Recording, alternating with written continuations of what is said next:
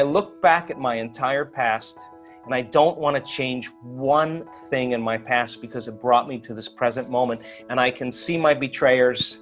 I could see the people in my life that had a hand in this, and I have nothing but compassion for them, because now the person is no longer viewing that past from the same level of consciousness.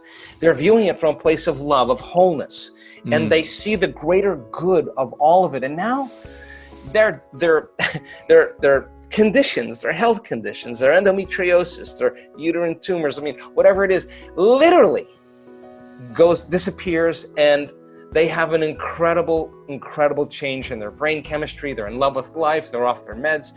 They're not suicidal. Why would they be? They're free. So it can happen in an instant when the heart is healed, and everybody gets the new signal. The body's out of the past.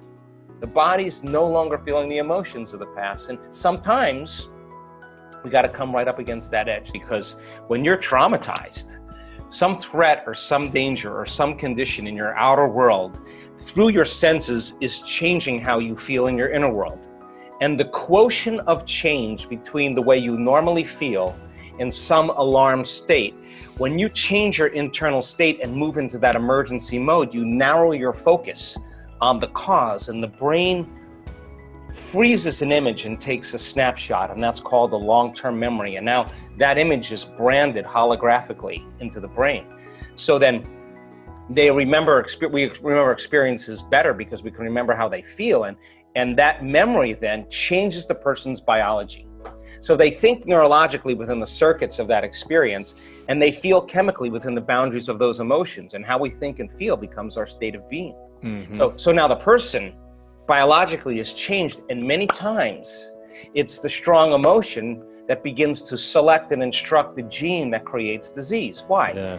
Because if the environment signals the gene, and that's the truth, that's epigenetics, and the end product of an experience in the environment is an emotion, the emotion that you feel from that event is literally selecting the gene for you to begin to change. And the genes make proteins, and so the person, if it's strong enough, begins to wear their trauma, not just in their brain. Now it's in their body, because every time they think about that trauma, every time they review it, every time they keep creating the imagery, they keep firing and wiring the circuits in their brain, and they keep feeling the feeling emotionally in their body.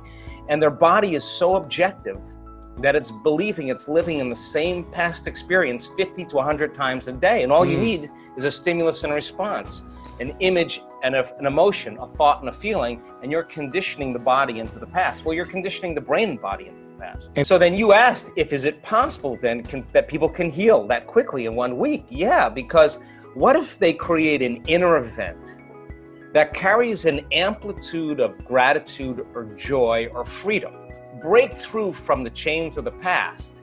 And when the body is liberated and you feel that elevated emotion, the stronger the emotion you feel from that breakthrough, the more you're going to pay attention to the image in your mind. And now you're beginning to brand new circuitry in the brain, and your body's being conditioned into a new future. And the stronger the emotion you feel, and the more you pay attention to the picture, the more you're conditioning the body over time to the future instead of the past. So now you keep knocking on that genetic door emotionally, then that emotion ultimately signals a new gene that upregulates that gene to produce better proteins, and the person then all of a sudden starts healing. And we have research to show that people can do that in 4 days, signal genes to reduce cancer cells and growth, to signal stem cells to suppress, to go to active tissues and repair them and regenerate them and suppress inflammation.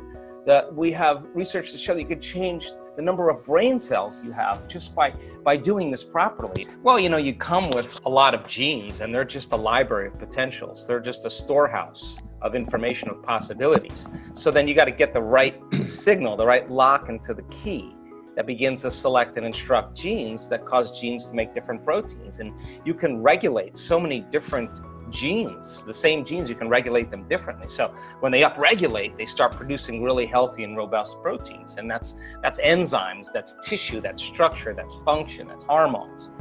It's immunoglobulins. When they downregulate because of some alarm, when there's not a lot of energy for long-term building projects. Well, then you keep doing that, then the body starts producing cheaper proteins. It's a different signal. It's not a time for growth. And so now to answer your other question, Yes. then it makes sense then that if you have been if you had experience of trauma, say, for example, and it's created the feeling of fear, and your fear is that it could happen again.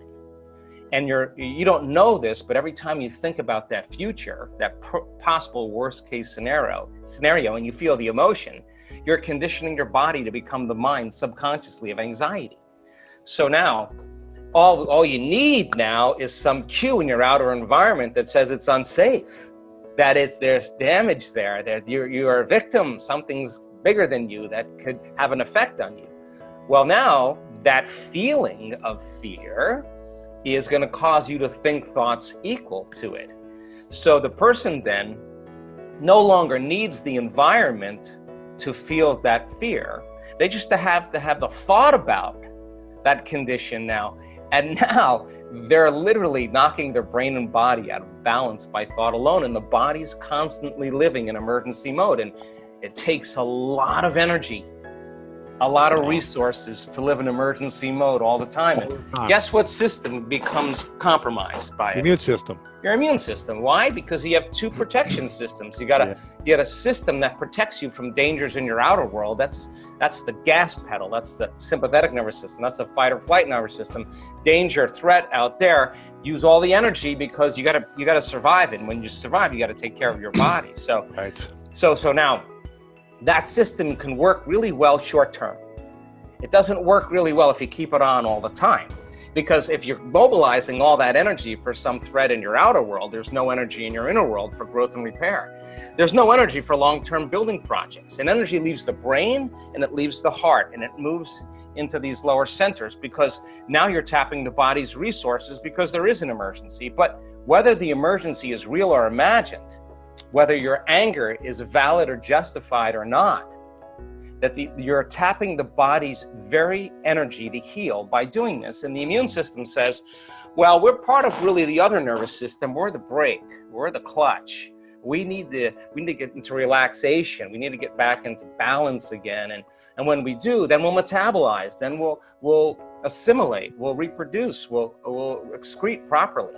So now you got this kind of battle between the gas pedal and the brake, and the immune system says, hey, listen, if there's foreign agents, if there's viruses, bacteria, molds, funguses, listen, we don't have a whole lot of energy here to deal with them because we're fighting this war out there. There's no homeland security.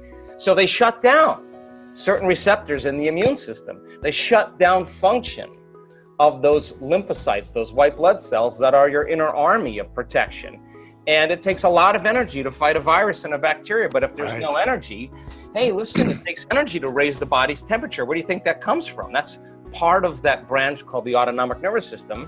And the sympathetic, the gas pedal, is part of it. And the parasympathetic is the clutch, is part of that autonomic nervous system. And it's a check and balance. But so you stay in emergency for an extended period of time.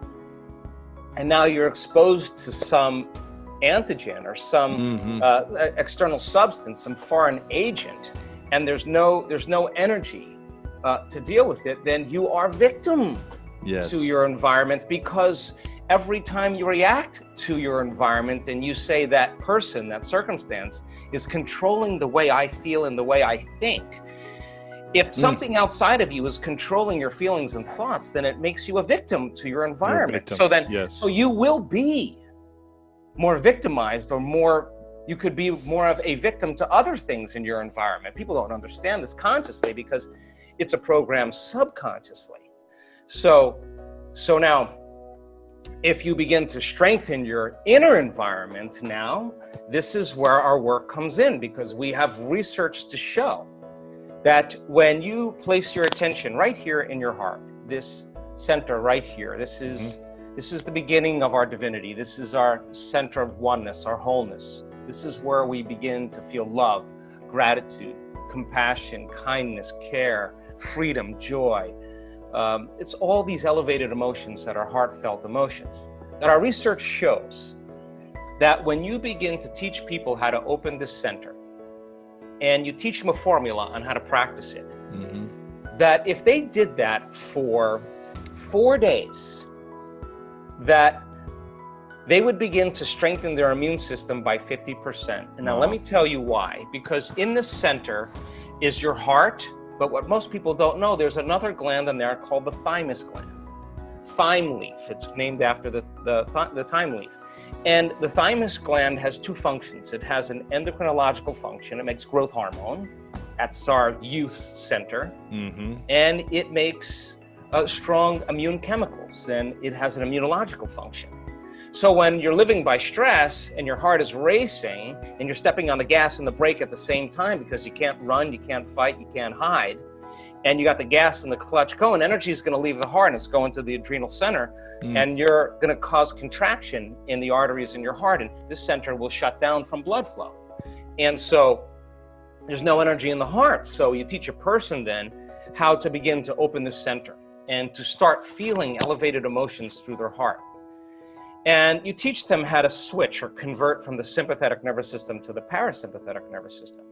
Well, all of a sudden now, this thymus gland, which normally shrinks with age, starting at puberty, the fountain of youth now, all of a sudden begins to get new blood flow. And there's new hormones that are signaled, like oxytocin and vasopressin, and all these different chemicals called nitric oxide and endothelial-derived relaxing factor, and the arteries in the heart begin to swell with energy and blood flow, and this center switches on, and now it says, man, this feels good, and this is a time for us to really get back into balance, and really let's strengthen our inner world now. And now all of a sudden, this thymus gland begins to make thymosin, which is an important agent that begins to make T cells. And T cells have little receptors on them called T cell receptors. And when those T cell receptors are robust and strong, those cells make proteins, and they make what's called antibodies or immunoglobulins.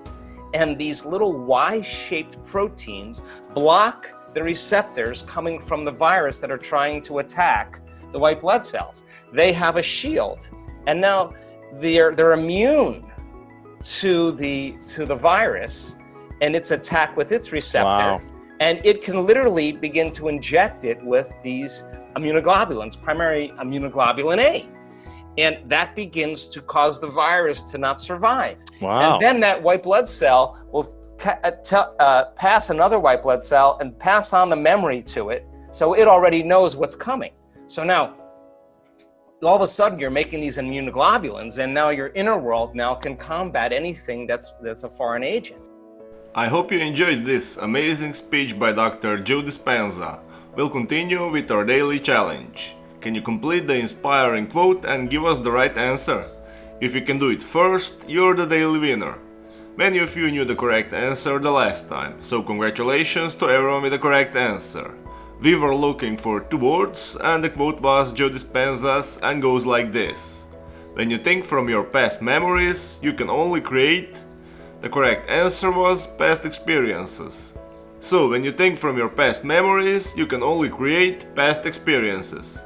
Today we also have the quote that belongs to Dr. Joe Dispenza, and it goes like this: just as thoughts are the language of the brain, feelings are the language of.